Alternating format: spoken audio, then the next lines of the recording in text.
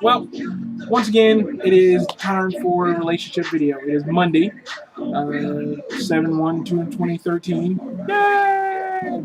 Means I got like 8 days before my summer break is over and I'm back to school, but whatever. Um, but I've decided I'm gonna actually start doing my relationship videos, like I said, almost a year ago when I started them, every week. And so basically, I'll just use the week to get ideas for whatever the topic's gonna be. Thanks to some of my best friends on Xbox Live this weekend, the topic of this relationship video will be the ever dreaded friend zone. We've all heard the term. We've all used the term. Some of us have permanent parking spaces there, like VIP passes backstage. Some of us probably even work there. You've been friend zoned so long. Um, I'll talk about the stages of the friend zone, which initially I always thought there were only two, but thanks to my very good friend Ghost of Sparta, um, he gave me a new phrase to use that when I started thinking about it really kind of actually fits and it works in the whole friend zone mentality and everything that goes along with it. But I'll get to that also, and then I'll also talk about the differences in friend zoning because guys friend zone girls also, and everybody knows girls friend zone guys, but there's a difference between the two of them. Huge difference between the two of them. And I'll talk about that too. So we'll get right into the whole friend zone situation right now. Um, the friend zone, I guess I'll start with this. The friend zone is that magical, wonderful place that exists where people who you don't want to date, don't want to have sex with, but would really like to just stay friends with them on that friendly basis. It's where you put them. It's kind of like when you buy like all kinds of special ingredients for Thanksgiving, and it's the only time you use it is Thanksgiving. Like, so when you look in your pantry, it's like, why do I have like poultry seasoning and thyme and all kinds of other crap that is used on the Food Network that you have never touched since last Thanksgiving when you cooked the turkey? It's exactly what happens. Sorry about that. Had to readjust how I was sitting. And that's kind of what I think the friend zone is that place where you put stuff that you enjoy using it sometimes, but it's not really that important to you. I guess it's not because they're not like people that are in the friend zone aren't like diehard friends. Like you never friend zone a diehard friend. I mean, not you never intentionally anyway. I don't think. They're just friends that you have until you have your friends, you have your acquaintances, and you have those friend zone people.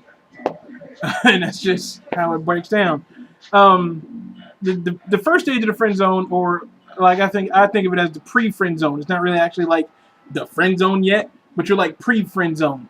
You're like on a probationary period. You could potentially end up in the friend zone, or if you figure out some cool nifty trick or something you do changes the mind of the person who's thinking about friend zoning you, you end up not being in the friend zone. So you're just like on the freeway to the friend zone. You're not actually there yet.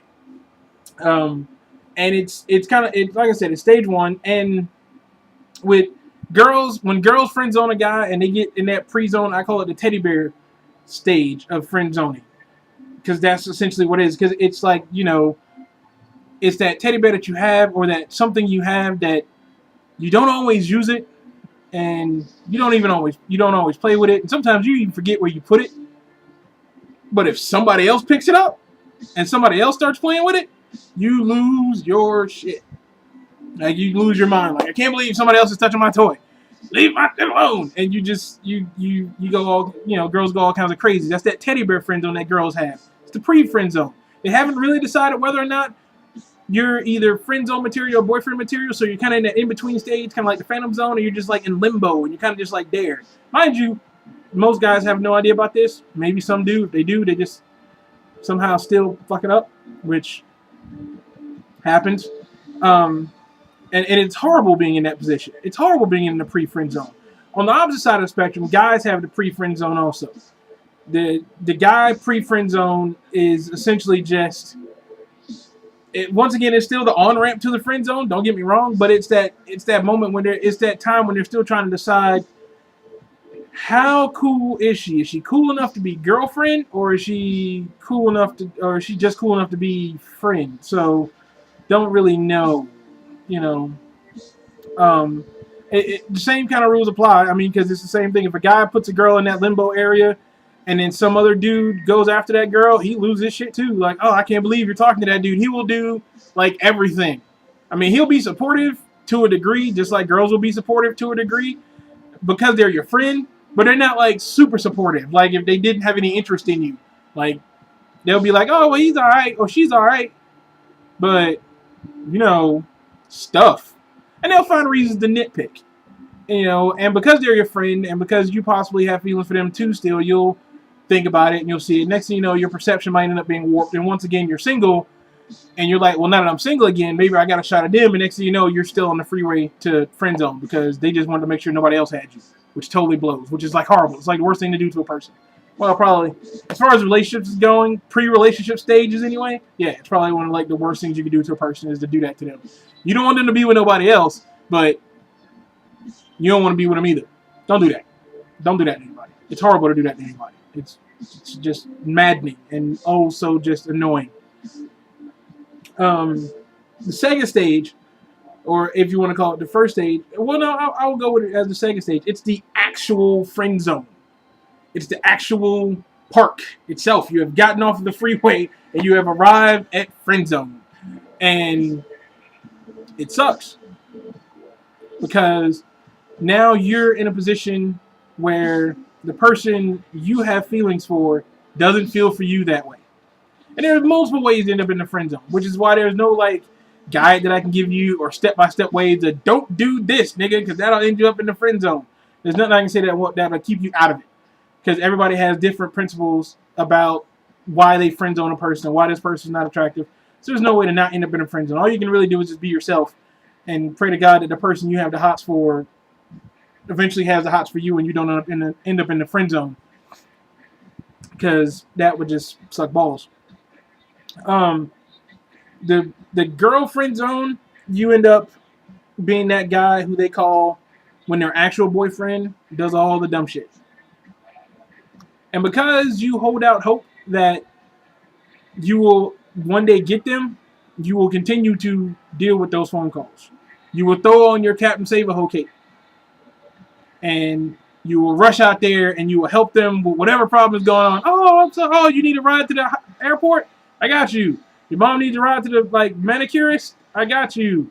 You need a ride to your boyfriend's house? Even though yesterday you broke up with him and now your car broke down, but he won't come get you? And you don't have any gas money to give me, and he lives like 2 hours from me, and you live like 30 minutes from me, and I've only got a half a tank, and I still got to go to work? I can be late for work. I'll take you. Yeah, you do that kind of dumb shit. And don't say to yourself, I ain't gonna never do that, because you will. At least once, everybody has. They've done that for that person that has put them in the friend zone. And really, at this point, the friend zone is kind of universal. It doesn't matter guy or girl, whichever it is. It's kind of universal. You will do that kind of dumb shit because you think you still have a chance.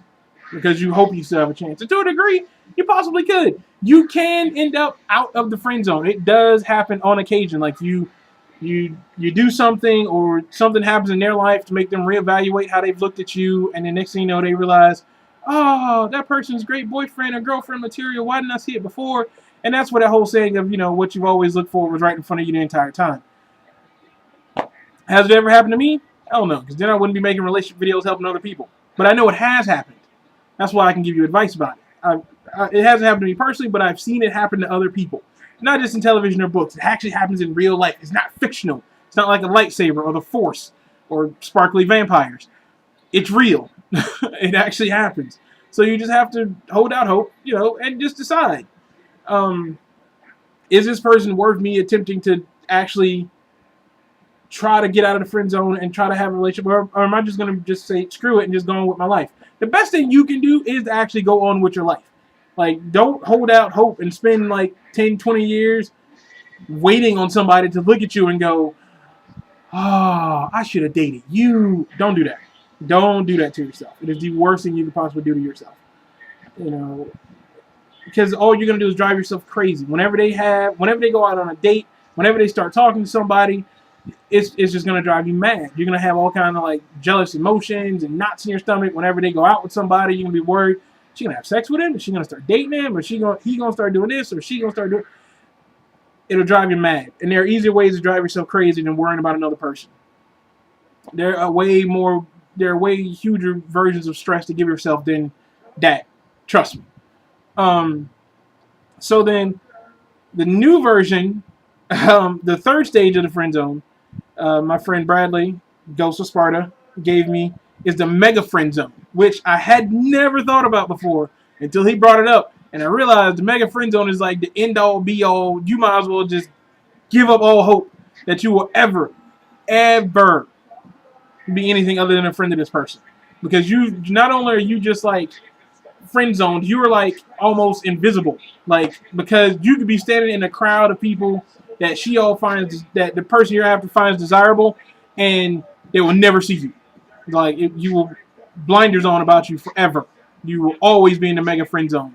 Pull up a chair, make yourself a drink, start getting your mail delivered here, because this is where you're staying for the rest of your friendship with this person. And it sucks. But there are ways to manage the friend zone, which is what I'm going to talk about now that I've given you the stages of it. This is how you manage the friend zone. When you actually get friend zoned, when you think you have been friend zoned, whether you know it or not, if you think you have been friend zoned, you need to have personal rules about it. You need to have ways that you deal with it. Okay? If a person friend zones you, quit making them so goddamn important in your life. Quit answering all their texts immediately. Stop laughing at all their lame jokes. Stop giving them. You can still be friends, but that does not mean you have to start dropping everything for them. You're a friend. Friends are there to help you, yes, but friends aren't there to help you 24/7. They got other friends. Don't let them always call you. It's just reality. Don't be that end all be all. Oh, I need help. I'm gonna go get them. Don't do it to yourself. Have rules about the friend zone.